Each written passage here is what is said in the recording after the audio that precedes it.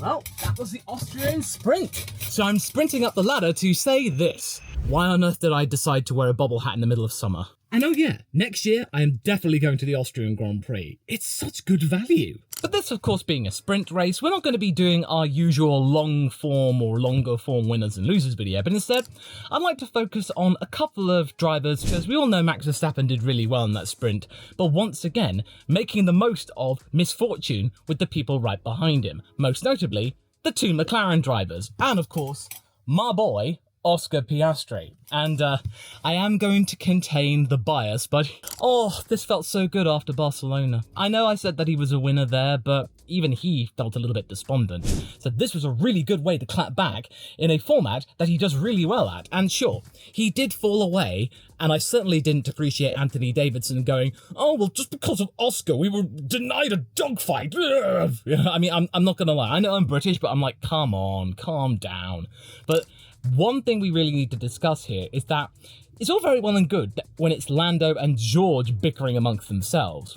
But when it comes to Oscar and Lando bickering amongst themselves as to who's going to get second place, because team orders seemingly didn't come into play here, this is another issue that could derail the idea that McLaren has the most solid and most reliable and dependable lineup on the grid, because we now have a car which is clearly out of the McLaren dark ages. That MCL38 is the quickest car when you put it in isolation. So long as you don't put a Max Verstappen near it, then it changes everything. But that move into turn 4, that was amazing. I recall Oscar doing something not that dissimilar last year when he had the less upgraded car, and he made a double overtake over an Alpine and a Ferrari. I think it was Gasly and Leclerc.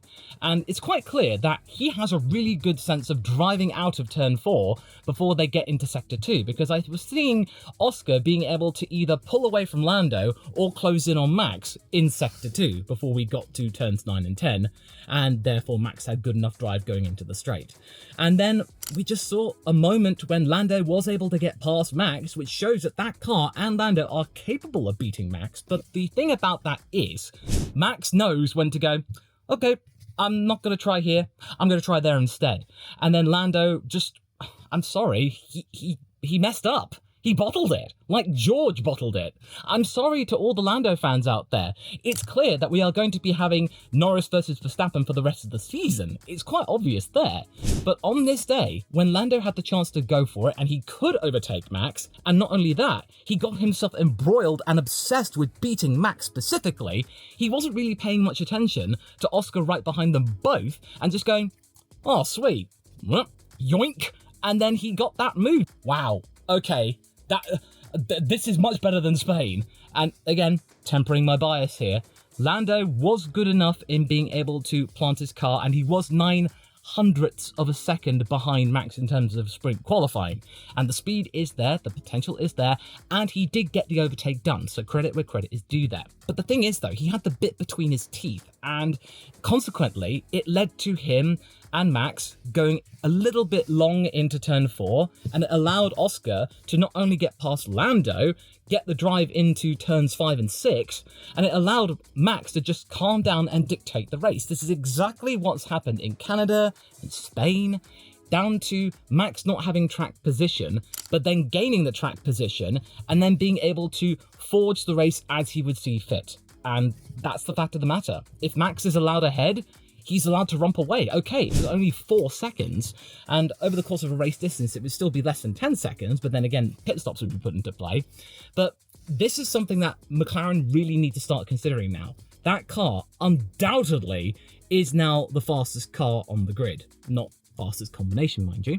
So they really need to start thinking like a top-end team again, instead of a midfield to front running pack, because Mercedes, they are closing up, sure, but they are still a fair ways behind. This is something that could easily squander the opportunity of getting maybe second in the Constructors, or even first in the Constructors, because right now, Ferrari, they're battling Mercedes, and George Russell was able to get past Carlos and get 4th place, get that 4th place back. And that's the thing. Ferrari, they're falling off, and I think they did a social media post comparing themselves to this time last year, and many commentators going, it sounds like a very concerned and worried team that is not really seeing the same performance that has had at the beginning of the year to say, well, no, we're still better than we were last year. yeah, that's something, you know. We're only like 60 points behind Red Bull instead of 250. Yeah, it's great that Ferrari are doing a lot better than last year, but we don't really need to hear this. It just sounds like they're throwing stats in our face just to go, oh, no, it's not that bad. Yeah, we're still second, and we could beat Red Bull because Checo's not doing so well. But the fact of the matter is, though, is that McLaren, they are on the warpath, and so long as that car remains good and that front wing that was brought to Austria is now working well for both drivers, it's allowing them to have really good turn-in, and that turn 4 exit from Oscar, wow, it's just, that's going to go down as one of his most impressive overtakes of his career, certainly as of now. But it's just really odd, because this is meant to be a power track for Lando, and in a moment, and for a split second, it was. He has the potential to do well here. So I think many lessons will be made before we get into the race itself and qualifying as to see where people end up, because this is not over.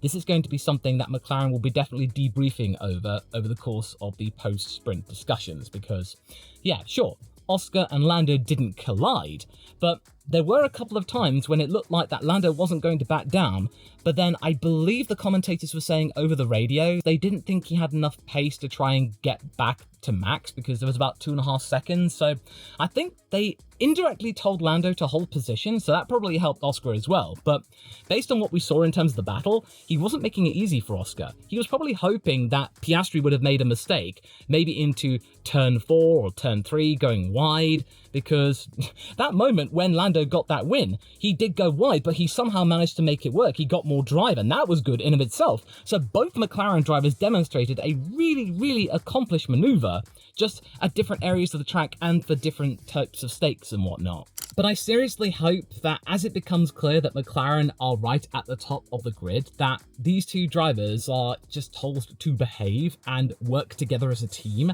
because even Piastri is not free of fault here, because there was a moment when Piastri was in second place, Lando was out of DRS range, so he wasn't really helping trying to pull away from the rest of the pack too much, because George was able to keep to within 2.5 seconds of the McLaren, so you got to look at that Mercedes and think, ooh, that's a spicy boy.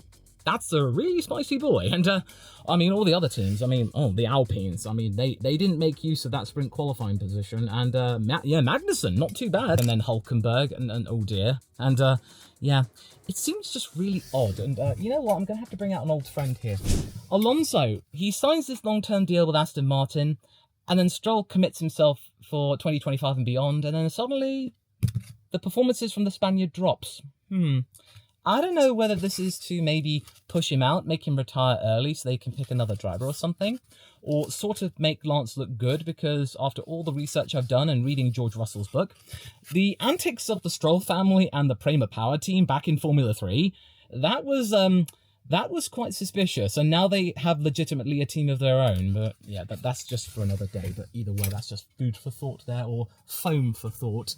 But regardless, that was a pretty good sprint, and I'm now going to be sprinting down, getting ready to watch qualifying. And of course, I'll bring you the winners and losers video for Monday, because there'll be plenty of unpack there. And also, I realised that I wasn't really talking about the sprint in any of those videos, so I thought I would dedicate it to it here, because, quite frankly, it was a pretty good sprint, and it reminds me very clearly that the Spielberg Red Bull Ring, it's the perfect place for a sprint, because that track is really showing how good it is, and it seemingly is like good value, because you get a sprint weekend, you get F2 and F3 with their own sprint and feature races, you get other support races, the scenery is beautiful, so yeah. I'm definitely going to try and see if I can get tickets for that one. So hey, maybe we can have a meet up there. And yes, based on the comments from the video I did out on location earlier in the week, I will bring a portable ladder and show it and find a location in which to do it, even if I do get weird looks or something. It shows that Ferrari, yeah, sure, Leclerc, he did good in getting up from 10th to 7th, so he did manage to recover something and get some points. And Checo, I don't know what they're going to do with the guy, because I think he only scored a point or something. And yeah, sure, in terms of the constructors, McLaren are now starting to catch up to Red Bull, and they're actually starting to get a fair bit toward Ferrari as well. So it's level pegging there. And there's also Mercedes. There's Mercedes to consider. They might be in the hunt for third place themselves with Ferrari. So after the really bad start to this season, the W50 might turn out to be the turnaround car, and maybe a car that Lewis Hamilton might look back at fondly. That, it wasn't that bad. It got him a podium, and it might bring him some more luck. Who knows for the British Grand Prix? They might bring another upgrade or something. But yeah, Austria, sprint, brilliant. I have no complaints with this. And yes, I know my team did well, but I think right at the moment, they will do well at whatever track you throw at them, because they seemingly have cured up all of their ills, and you gotta give credit to Max Verstappen. He made the most out of, yet again, drivers behind him squabbling for second place, and then him just being able to just get past, and then he could just make sure the race goes the way he wants it to. He can manage the battery, he can manage the tyres, he can do everything. He knows how to do that, and that was just demonstrated again at the home of Red Bull, effectively. So again, you got to give him kudos. You got to give Piastri kudos for bouncing back after Spain. You got to give Lando kudos for doing that daring move into turn 4 after having a really questionable entry into turn 3. But then at the same time, this is yet another example of Norris bottling it. I'm sorry. And another example of George actually rising above it from Canada and doing the solid job of recovering to 4th place and not necessarily allowing Norris to get away that much. So yeah, there are hopes for some teams, but Lando just needs to refine it and just find that last little bit, because yeah, sure, he can now show examples of getting past Verstappen, but keeping ahead of Verstappen, that's a whole other ballgame. And only Lewis Hamilton, as of recent years, knows how to do that and do that well. Okay, Leclerc does as well. Those two men, and they're going to be at Ferrari next year, so that's going to be intriguing if they can bring the car to the party. It's going to be Adrian Newey there, because they're not going to have Enrico Cardile. He's off to Aston Martin. I don't know how that's going to go, because we all saw what happened with Dan Fallows, and he fallowed down hard. But either way, Austrian Sprint, great. If you enjoyed it, do be sure to leave a like. And while you're here, and if you haven't seen it, go and check out the Austrian predictions review to see if this might stack up to what we might see in the race itself. And do not be alarmed, I'm not on the ladder there, so you've been warned.